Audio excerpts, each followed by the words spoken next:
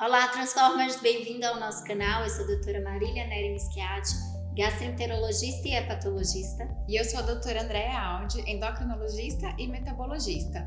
E aqui a gente acredita em uma transformação leve como a vida deve ser. E hoje a gente vai falar de um tema muito comum no nosso consultório, que é justamente o comer emocional. Você sabe o que é isso? Vocês já devem ter falado alguma vez que a comida é como se fosse um aconchego, um abraço, ou a comida para mim é uma forma de carinho. Isso muitas vezes é um comer emocional. Tem alguma outra frase, Marília? É uma frase que a gente escuta muito no consultório, né? Quando eu como, eu sinto uma paz no coração.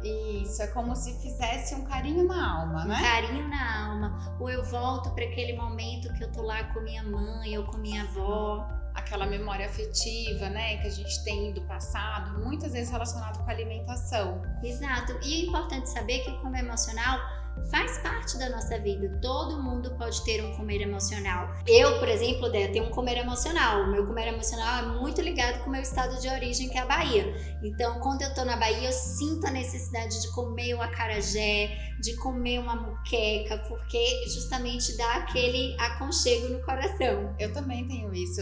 Eu tenho muito comer emocional. Eu gosto do arroz e feijão. Eu gosto de sentir o tempero, o cheiro da minha mãe cozinhando, fritando o alho, a cebola, para fazer o arroz e temperar o feijão. Para mim não tem nada mais confortável do que isso, eu adoro. Pois é, todo mundo tem um comer emocional, mas eventualmente para algumas pessoas esse comer emocional não é exceção, acaba sendo a regra e isso pode acarretar problemas.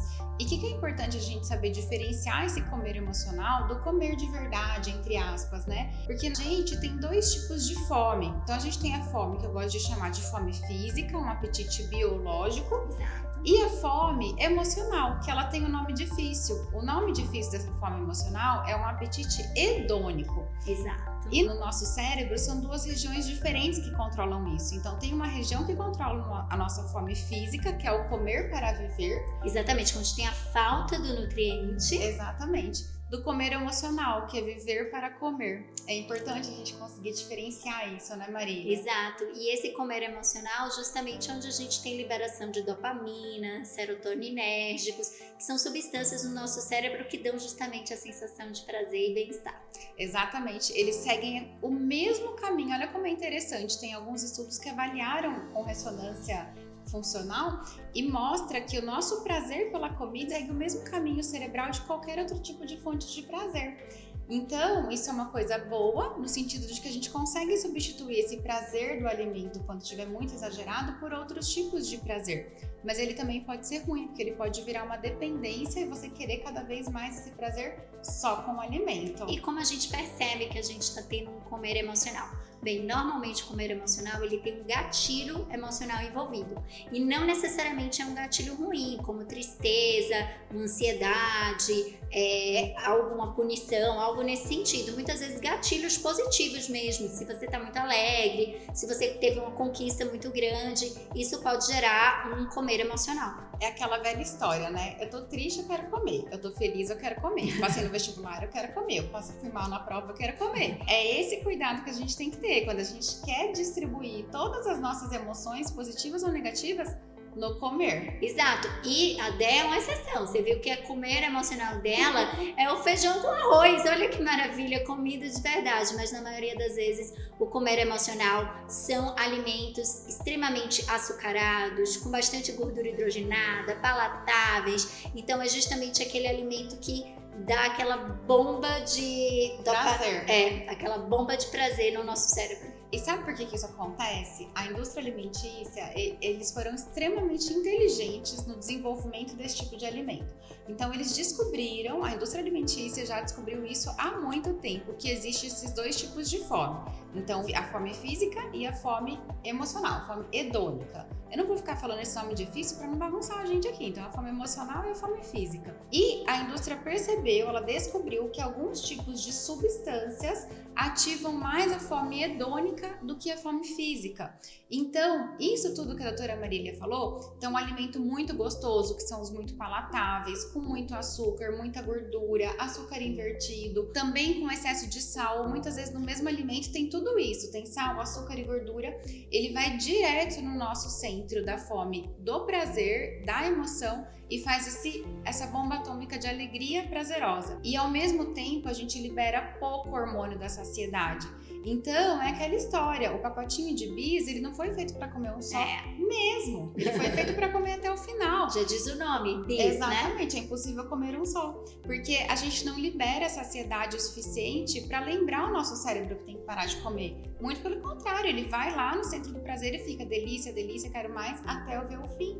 Então a gente precisa desenvolver mecanismos de conseguir barrar essa fome emocional excessiva e não deixar se levar por esse tipo de alimentos, só esse tipo de alimento. Muito bom. E como é uma outra forma da gente identificar essa fome, esse comer emocional? Então, existe uma outra forma também da gente identificar o comer emocional, que é justamente muitas vezes quando a gente faz o comer emocional, vem um sentimento de culpa e de mal-estar depois que faz esse tipo de alimentação. A pessoa não se sente bem, ela tem um prazer imediato, mas logo depois vem um sintoma de culpa. Então tem esse sintoma de culpa e arrependimento, só que isso geralmente passa em pouco tempo, porque lembra que eu falei que tem pouca saciedade? Logo a fome vem de novo, e às vezes vem fome física, e a pessoa confunde de novo fome física com fome emocional, vai comer de novo e vira esse círculo vicioso de fome, culpa, pouca saciedade, e fica cada vez mais nisso. Bem, pessoal, e outra coisa que a gente tem que ter bastante atenção quando estamos falando do comer emocional é a ambiência, o ambiente que a gente está. Então, muitas vezes, celebrações, festas, ou eventualmente uma situação ruim, negativa, ou você vai no parque, está de férias, são momentos que esse comer emocional acontece. E a gente que tem um problema tem que se preparar para essas situações. Exatamente. Você sabe que vai ter a festa, então se programe para a festa. Pensa que lá não é a última vez que você vai ver aquele tipo de comida. Muitos pacientes pensam, mas só o Natal, só o Ano Novo, depois eu faço dieta. Não, gente, o Natal e o Ano Novo tá aí. Tem Natal e Ano Novo todo ano, tem aniversário todo ano, tem festa de casamento toda hora. Então você não precisa associar a sua emoção do comer com a emoção da festa. Porque eu sempre falo, a comida ela tem que ser um pano de fundo lá atrás, só pra gente não morrer de fome. O mais importante é a companhia, a convivência, o que você vai viver nessa festa, nessas férias, nessa diversão. Não tem que ficar tudo centrado na comida. Exato. Mas você também pode comer, né? É isso que a gente quer trazer aqui. Você também não precisa se privar de todas aquelas guloseimas, todas aquelas delícias que o Natal traz. Você pode comer, mas no dia seguinte, na refeição seguinte, já volta para sua rotina. Se você já sabe que você vai comer mais, então pratica mais exercício físico no dia, tem um gasto energético melhor, justamente para tentar aí equilibrar a balança. E sempre lembre-se que você pode comer. Você está liberado, não tem proibição.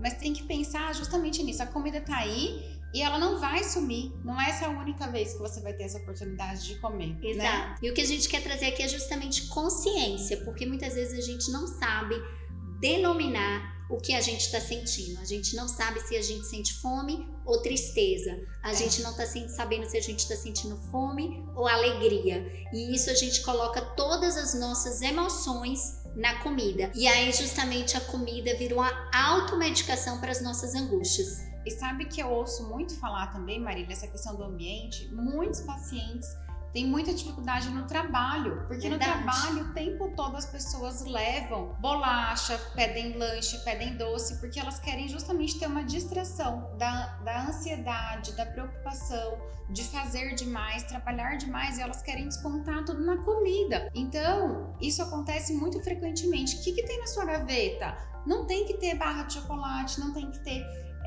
pacotinho de bolacha, não tem que ter bala para comer o tempo todo, porque esse é um tipo de alimento que te faz ficar cada vez mais escravo desse tipo de emoção, de sentir prazer quando come determinado alimento. Então controle o seu ambiente. Se você tiver na sua gaveta um pacotinho de bolacha ou de bala, você vai lembrar dele e vai querer comer o tempo todo. Então tem que distrair, deixa lá uma maçã, deixa outra coisa para te lembrar que não é só isso que existe. Exato, foi muito legal a Andrea falar isso, porque esse vai ser o tema do nosso próximo vídeo.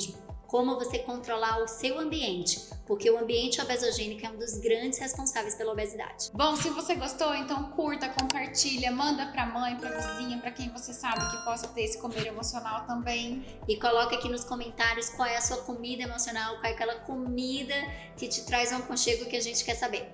É isso aí. Se inscreva no nosso canal e fica com a gente que a gente vai trazer muita notícia boa pra você. Até a próxima!